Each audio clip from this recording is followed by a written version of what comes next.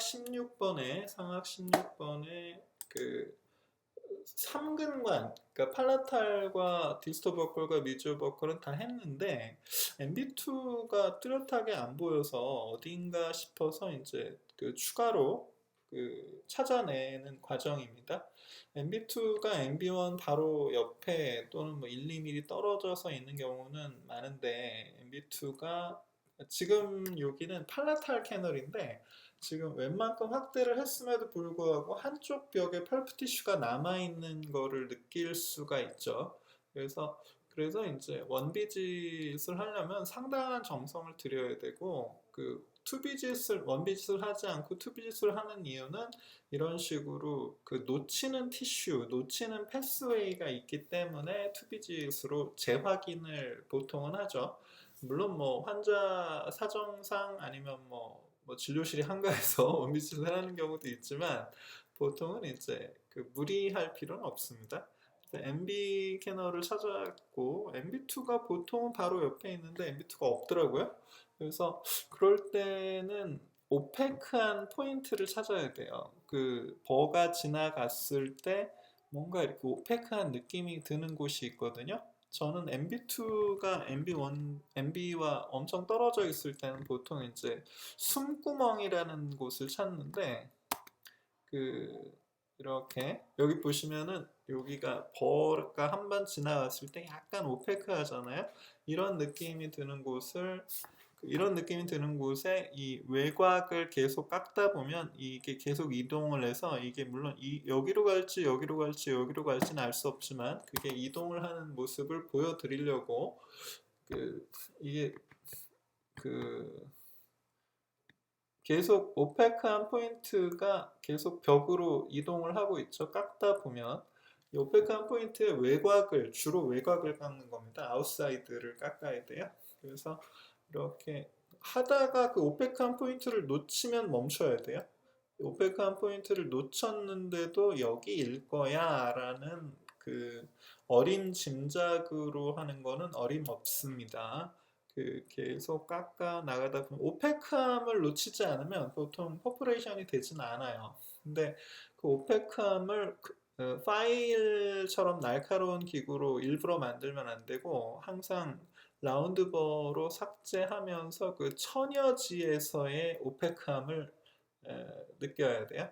그래서 계속 이렇게 한 번도 기구가 닿지 않은 부분에서의 오페크함이라는 거는 근관을 뜻하는 거예요. 그래서 계속 지금 물론 동영상보다는 실제 그 술자가 보는 영상의 화질이 훨씬 좋기 때문에 그 실수가 좀 적죠. 이 동영상을 보면 뭐 이렇게 그냥 막 깎아도 되나 뭐 이런 생각을 하지만 실제로는 다 보고 깎는 거예요. 보지 않고서는 못 깎습니다. 그래서 한번 씻어주고 물 바람해주고 그다음에 다시 나머지 세 근과는 이미 확대를 얼추 끝냈기 때문에 조금 걱정을 좀 덜하죠. 요거 MB2에 집중할 수 있죠. 여기서 약간 이게 너무 깊어서 건조가 안 돼서 약간 좀 더 클리닝을 해주려고 스케일러로 갖다 댄 것 같고요. 건조를 좀 잘 시켜야 시야 확보가 돼야 이런 걸 할 수가 있어요. 이게 예, 이게 잘 봐야죠. 깊을수록 조심해야죠. 한번 잘못 들어가면 또 좀 번거로워질 수 있으니까. 그래서 오페크한 포인트를 놓치지만 않으면 놓쳐도 상관없는데 놓쳤을 때는 더 이상 전진을 안 해야죠. 계속 이 오페크한 포인트가 보이죠. 이런 거를 어디죠? 유기영 원장이 하는 미러워크 핸즈온이 하루 종일 이거 하는 거예요. 오페크한 포인트를 계속 찾아가는. 그래서 입구는 어느 정도 확보는 됐는데 쓱 들어가지 않으면 그러면 약간 시원하게 들어가지 않으면 좀 더 깎으라는 뜻이에요. 그래서 들어가긴 하는데 시원하지 않다 그러면 입구는 맛만 보고 이렇게 살짝 담가만 보고 그 상태에서 외곽을 다시 한번 쳐줘야죠. 언제나 이게 마지막 터치인지 몰라요. 그러니까 이게 깎으면서도 이거 한 번만 더 깎으면 되겠지라고 하다가도 항상 또 원모어 스텝, 원모어 스텝 이렇게 뭔가 필요한 경우가 많거든요. 그래서 근관 성형도 마찬가지죠. 이게 나는 마지막 성형이라고 했는데 아닌 경우도 많죠. 더 해야 되는 경우도 실제로 있죠. 그래서 항상 이게 끝이 날지 알 수가 없는 거예요. 그래서 이런 식으로 해서 한 7분 남짓 걸린 것 같네요. 보니까 MB2 하나 찾는데 보통은 이제 전체적인 근간아동 형성에 7분 정도가 걸리는데 이거는 난이도가 좀 있어서 좀 약간 신경을 썼죠. 그리고 지금 페이퍼 포인트로 건조를 하고 다시 한번 여기 근관 입구라고 생각되는 여기서는 이제 오펙함이 많이 없어졌죠. 거의 다 도달했다는 뜻이죠. 그래도 깎다 보면 오펙함이 느껴져요. 그래서 오펙함 포인트의 외곽, 퍼케이션의 반대편 외곽을 이렇게 탁탁탁 쳐주다 보면 라운드도로 시원하게 탁탁 쳐주다 보면 파일이 거리낌 없이 쓱 이렇게 진입하는 그런 포인트를 확보할 수 있죠. 이렇게 진입을 했는데도 해서 이제 거의 다 됐죠. 그래서 이제 다시 한번 파일을 넣어서 프로테이퍼 S1과 V테이퍼 20번은 서로 상호 보완적인 관계죠. 그래서 프로테이퍼 S1으로 슬쩍 넣어보고 약간 만곡이 너무 심한 것 같다 그러면 입구를 조금 더 넓혀주고요.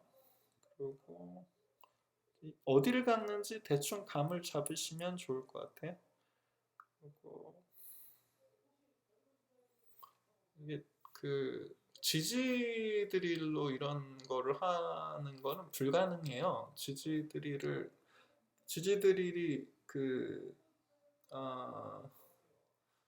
수많은 엔도 전문가들이 지지 드릴을 이제는 거의 잘 안 쓰는 추세가 됐죠. 아직도 많이 팔리고 있지만 V테이퍼 20번으로 이 입구에 만곡이 또 있기 때문에 V테이퍼 20번으로 다시 한번 좀 일종의 스카우팅이라고 할 수 있죠.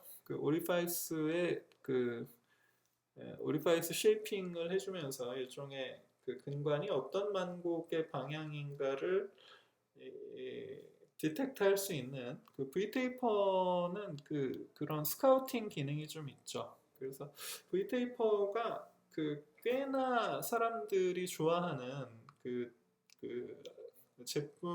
제품 중에 하나예요. 자, 오늘은 MB2 숨구멍을 이렇게 찾아서 이렇게 끝까지 페이턴시 확인하는 그런 과정을 얘기를 했는데 이렇게 해서 근관 입구에 들어가면 그 상태에서 이제 8번 파일로 넣어보고 그리고 이 경우는 굉장히 좁았어요. 그래서 8번에서 바로 나이타일을 쓰는 게 아니라 10번, 15번 핸드 파일로 조금 더 넓혀서 그럴 때는 이제 풀앤푸시로 아주 단순한 동작으로 슬쩍 넓혀서 그 상태로 이제 글라이드 패스를 확보하고 다시 나이타일을 썼죠. 저도 핸드 파일링을 가끔씩은 합니다. 1년에 한 두세 번, 서너 번 정도는 하는 것 같아요.